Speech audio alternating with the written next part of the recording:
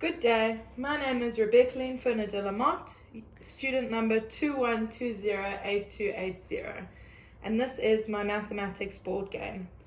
It is an addition and subtraction game that is intended for grade R. The content area that it will fall under is numbers, operations, and relationships. The topic is addition and subtraction, and it is intended for term 4. I've chosen term 4 as they are able to solve problems using numbers 1 through 10, and as we will be using dice, it can go up to 12, which I feel that they will be comfortable with. I've gotten this information from page 46 in the CAPS document. This board game allows learners to practice addition and subtraction in a hands-on, fun way. It helps with their fine motor skills as they are having to roll the dice, pick them up, and use their counters.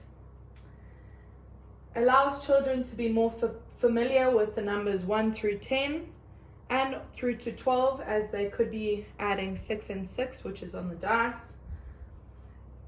It helps with their mental mathematics and working sums out in their head, as they will be needing to do that if they are choosing not to use their counters, which is a great skill to have.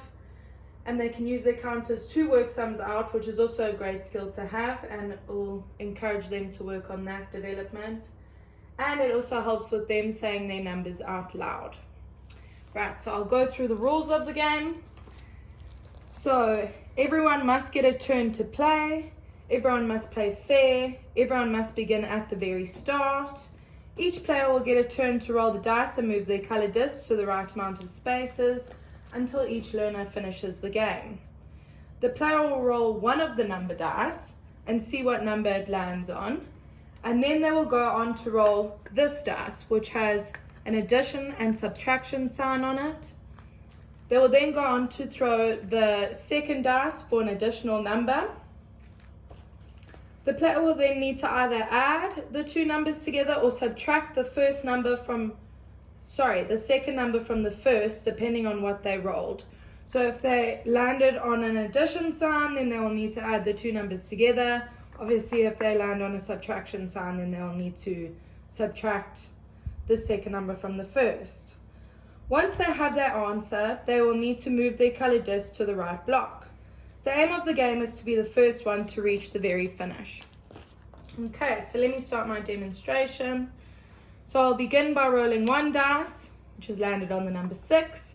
I'll then go on to throw the dice with the addition and subtraction sign, and I've gotten an addition. I will then go on to throw my second dice, which has landed on 3. Okay, so I'm having to do 6 plus 3. So I can choose to use my counters, which are here, and count them out on their own. So 1, 2, 3, 4, 5, 6. And then place my 1, 2, 3. I can then go on to go 1, 2, 3, 4, 5, 6, 7, 8, 9, which then gives me my total. They can, however, do the maths in their head if they feel comfortable and confident with that. I believe as time goes on of them using the counters and playing the game, they will then be able to do it in their heads after an amount of time. If it was subtraction, for example, and we had to subtract 3 from 6, we would begin with these 6 counters and then simply take 3 away and then count the remainder, which is 1, 2, 3, which would give us our total. But since we're doing addition, we got the answer 9. They will then have their own individual counter, so whatever the color they choose, they will then move 1, 2, 3, 4, 5, 6, 7, 8, 9. I will then get on to that. Everyone then will get a turn to play. This game is intended for up to 4 people, as I believe if it was more, then each child would have to wait too long for their turn and they might get bored. So then as the game goes on, each player will roll the dice. Then it comes back to me, I roll again. I got a 4, then I roll my other dice, an addition again, and then my second dice. So 4 plus 6, which I know is 10. So now I move 1, 2, 3, 4, 5, 6, 7, 8, 9, 10. And I've landed there. And the aim of the game is to get all the way to the finish line. I've put these rainbows here to separate the units of 10, as I believe that will be more comfortable for them rather than going all the way to 24, which they might be, uncomfortable with, and it might be a little bit daunting for them. So I believe this way works a bit better, and they have more exposure to the numbers 1 through 10, which is a good thing. So that is my game. Thank you so much.